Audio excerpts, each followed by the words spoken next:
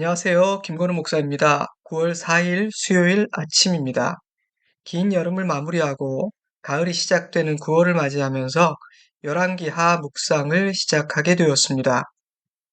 오늘 함께 묵상할 본문은 열왕기하의 문을 여는 1장과 2장입니다. 사무엘 상하는 이스라엘 통일 왕국이 세워지는 과정과 통일 왕국의 초대 왕 사울 그리고 두 번째 왕 다윗 이야기를 담고 있습니다. 이어지는 열왕기 상은 통일 왕국의 세 번째 왕이자 마지막 왕인 솔로몬 이야기와 하나였던 나라가 북이스라엘과 남유다로 쪼개지는 분열의 역사를 담고 있습니다. 그 후 두 나라 모두는 쇠락의 길을 걷게 되죠. 열왕기 하는 그 쇠락이 점점 심화되어 북이스라엘이 아수르에 의해 먼저 멸망하고 그 뒤를 이어 남유다 역시 멸망하여 바벨론의 포로로 잡혀가는 과정을 그리고 있습니다. 그 과정에서 하나님은 여러 선지자들을 북이스라엘과 남유다에 보내 말씀하시는데요. 오늘 함께 묵상할 열왕기하 1장과 2장은 엘리야의 시대가 저물고 엘리사가 그의 사역을 이어받는 과정을 담고 있습니다. 열왕기 상은 북이스라엘 왕국의 아하시아 왕 이야기로 마무리되었는데요.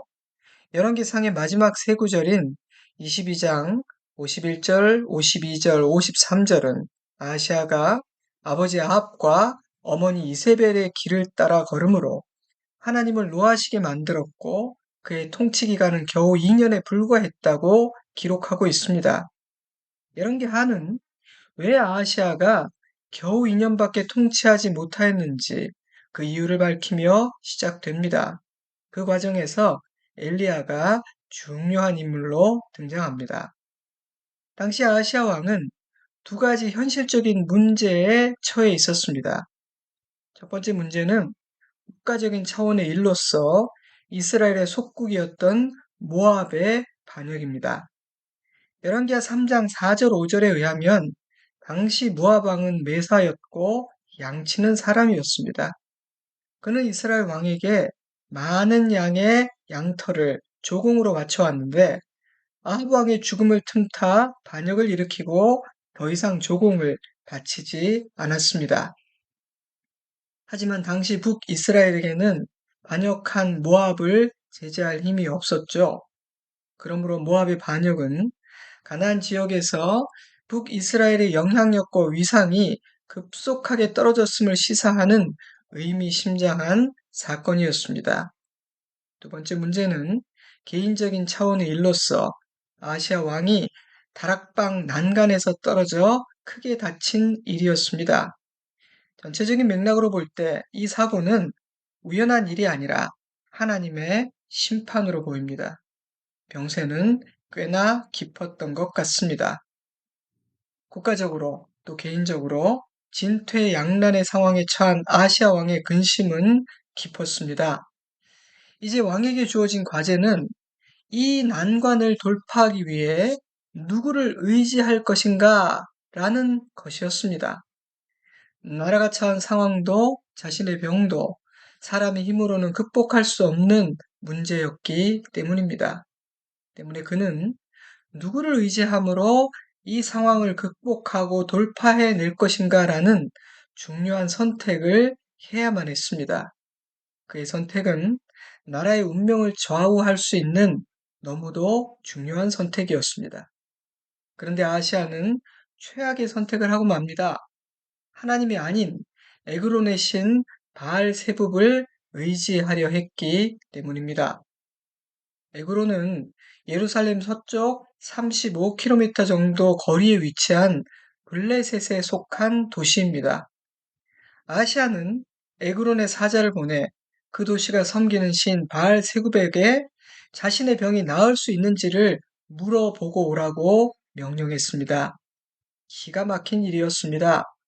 그런데요, 아시아가 바알세붑에게 사자를 보낸 그때 하나님 역시 자신의 사자를 엘리야에게 보냈습니다. 그리고 아시아가 에그론에 보낸 그 사자들에게 전할 말씀을 주셨죠. 내용은 크게 두 가지였는데요. 왕이 하나님을 찾지 않은 것에 대한 책망과 그 대가로 왕이 죽게 될 것이라는 말씀이었습니다.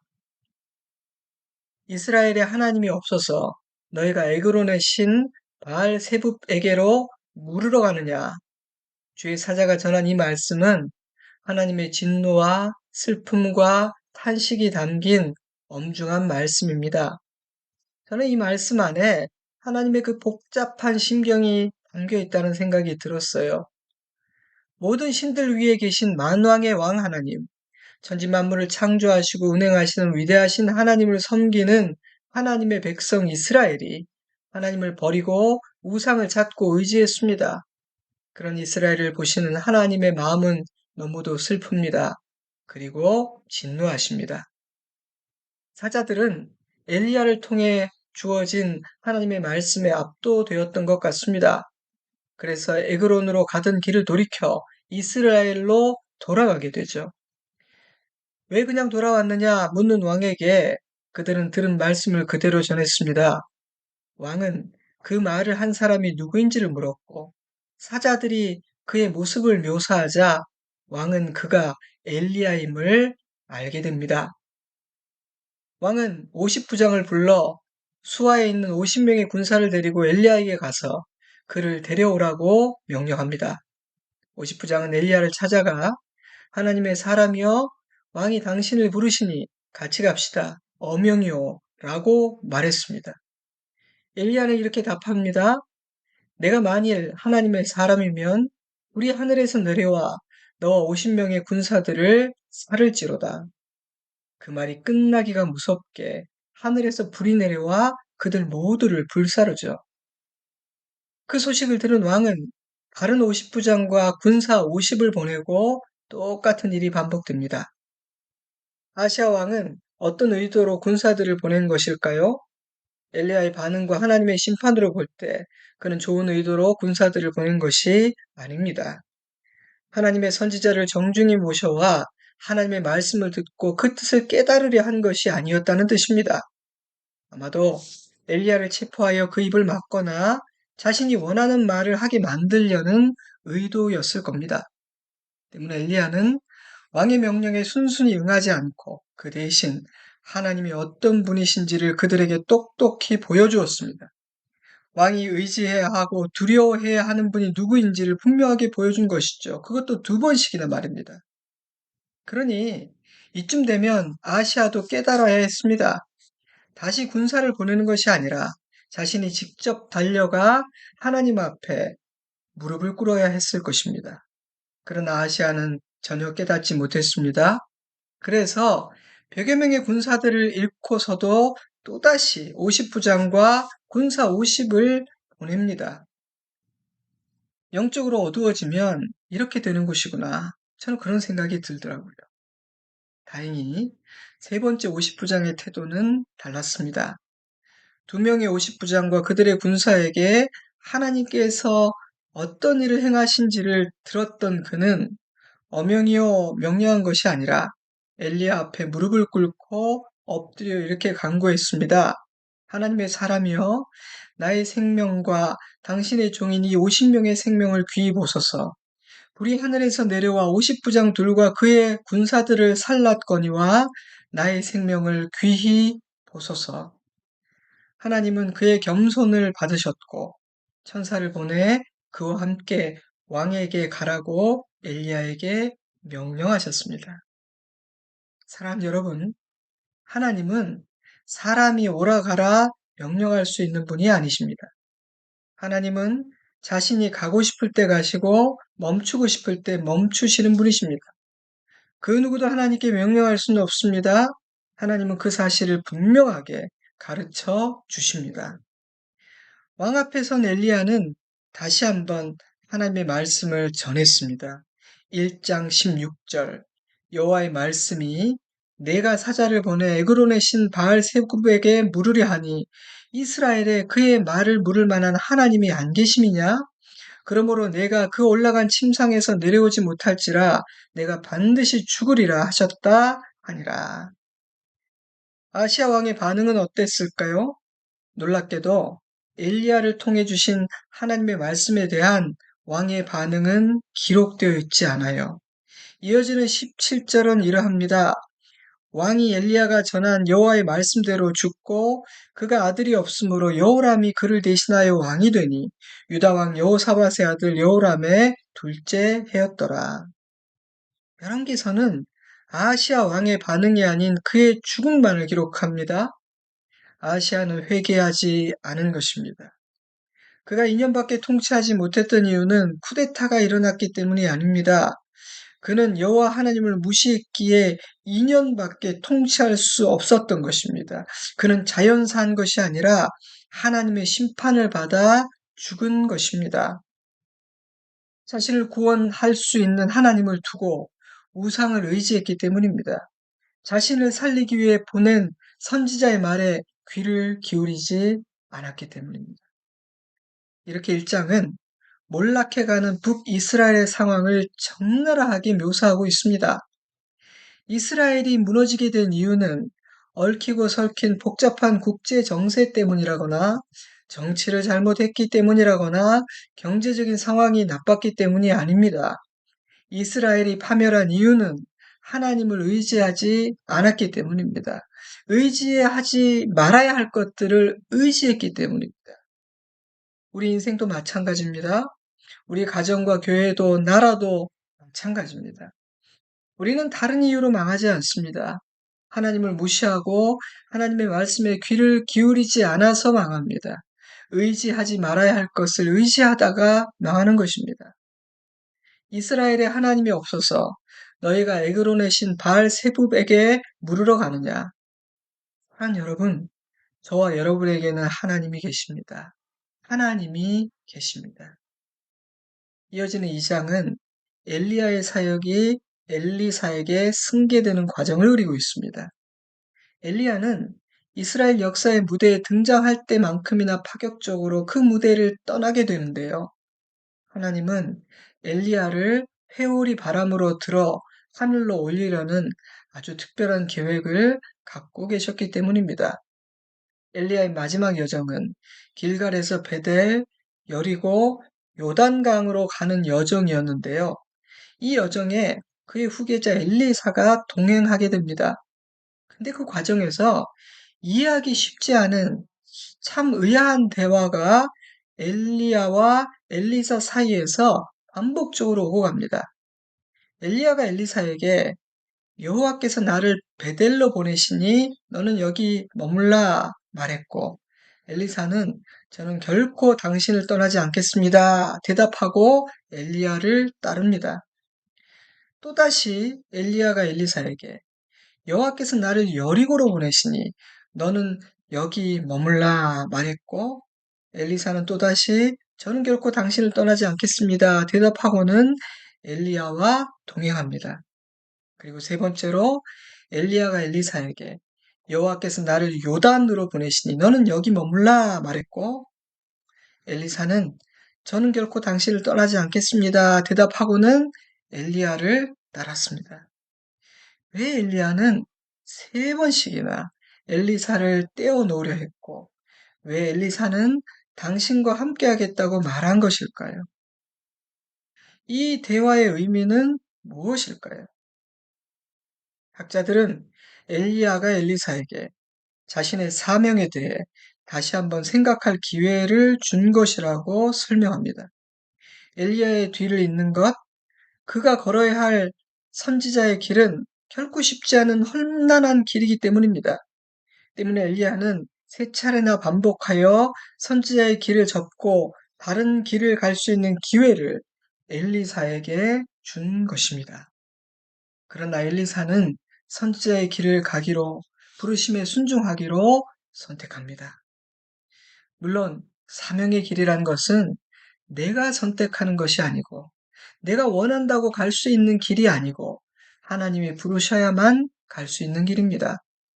그러나 부름받은 자의 분명한 선택과 결단이 요구되는 길이기도 함을 이 이야기는 보여주고 있습니다. 그런 차원에서 엘리사는 우리의 모범이 됩니다. 그는 억지로 질질 끌려가지 않았습니다. 그는 결단했고 그는 담대히 순종했습니다. 주님의 부르심이 있을 때 그 부르심 앞에서 우리도 그리할 수 있기를 주님의 이름으로 축복합니다. 아멘. 세 번의 대화를 통해 엘리사의 분명한 결단을 확인한 엘리야가 엘리사에게 묻습니다. 내가 하늘로 데려감을 다하기 전에 나에게 구할 것이 있으면 어서 구하라. 엘리사가 대답합니다. 하나님께서 당신을 통해 행하신 그 능력의 역사가 갑절이나 내게 있게 하여 주옵소서.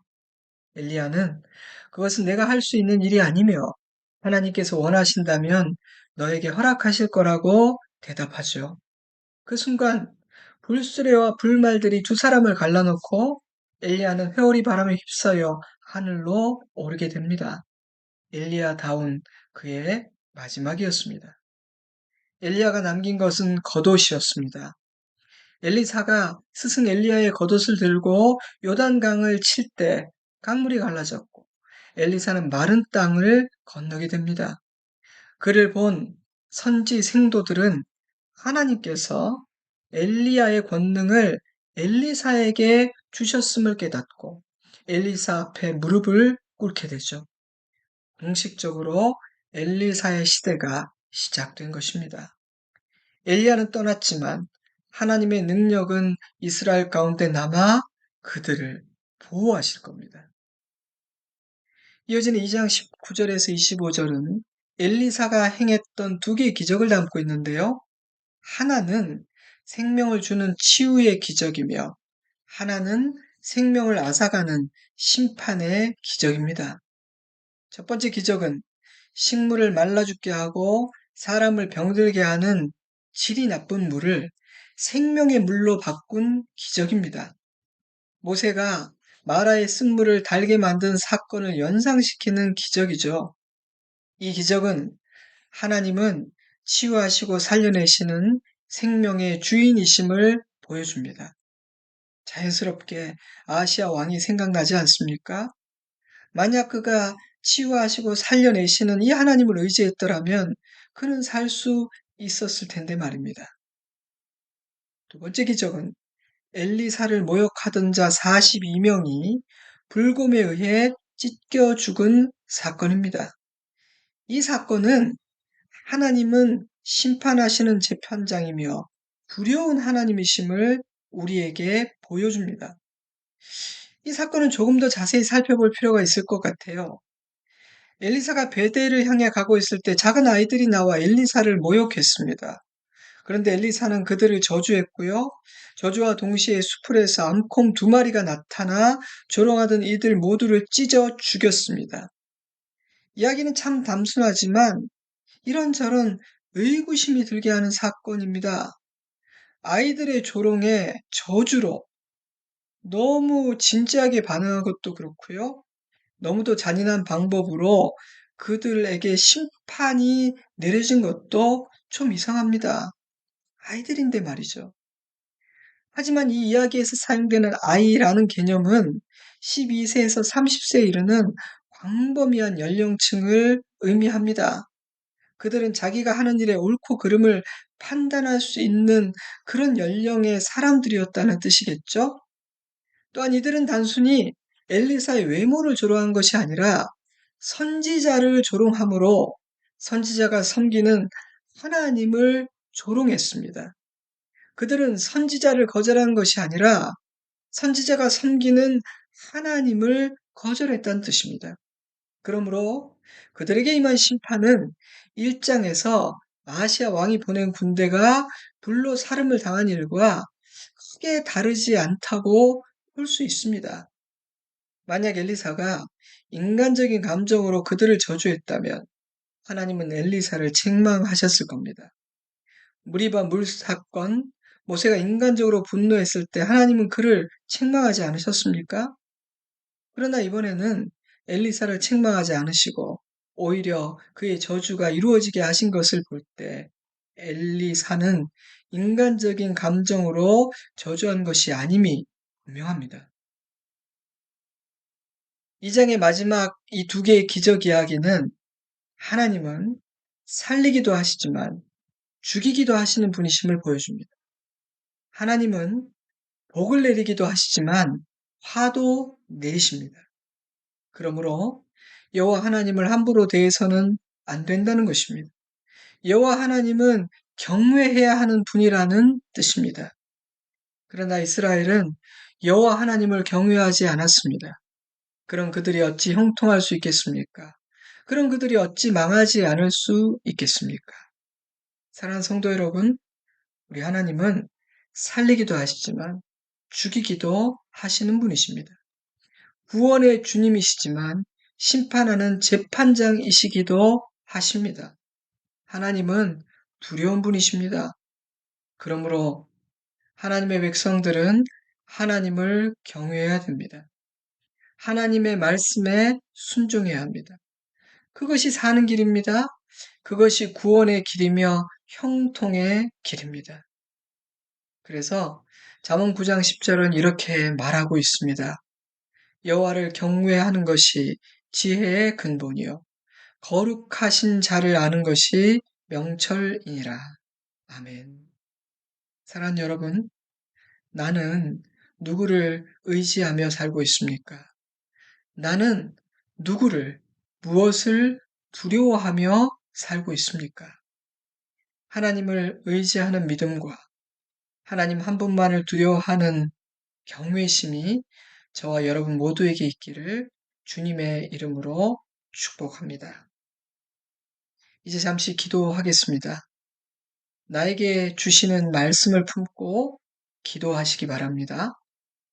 나에게 주신 교훈을 펜을 들고 기록으로 남겨보시기 바랍니다.